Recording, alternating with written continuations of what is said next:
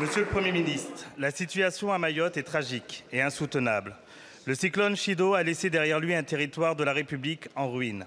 C'est une crise humanitaire sans précédent qui bouleverse la nation. Des habitations éventrées, des corps retrouvés sous les décombres, des vies brisées.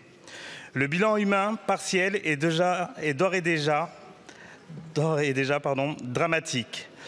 Le définitif s'annonce encore bien pire. Potentiellement, des milliers de vies, sans papier ou non, qui s'éteignent, même si ces corps restent enterrés sous la boue, même s'ils deviennent des fantômes administratifs, à jamais, ils continueront à hanter notre histoire nationale. Je tiens à saluer le courage et le dévouement des secours mobilisés sur place. Pompiers, soignants, forces de l'ordre et tous les bénévoles incarnent la solidarité et l'engagement de la République dans l'épreuve. Mais ce drame frappe le département le plus pauvre de la République. À Mayotte, il manquait déjà tout avant le cyclone. Pas d'eau potable, un seul hôpital saturé et des conditions de vie et des habitants souvent indignes.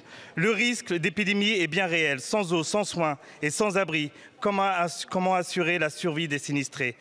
Le cyclone n'est pas une exception, c'est l'incarnation de la crise climatique. Les catastrophes se reproduiront encore, et comme toujours, ce sont les plus vulnérables qui paieront le prix lourd. Pendant que Mayotte pleure ses morts et cherche ses disparus, que tant de citoyens se mobilisent, il nous est incompréhensible que vous ayez privilégié un conseil municipal, Monsieur le Premier ministre, plutôt que de vous rendre sur place. Ce choix vous engage. Que doit penser le peuple mahorais d'un gouvernement qui regarde ailleurs pendant qu'il souffre? Quant à Bruno Retailleau, ses propos sont choquants. Instrumentaliser une tragédie pour faire de la politique est indigne de nos valeurs républicaines. Monsieur le Premier ministre, les Mahoraises et les Mahorais et tout le peuple français attendent que vous issiez à la hauteur de ce drame. Quand comptez-vous vous rendre à Mayotte? Merci. Quelles mesures allez-vous prendre pour prévenir les épidémies? Quelle action concrète envisagez-vous? Merci, monsieur le député.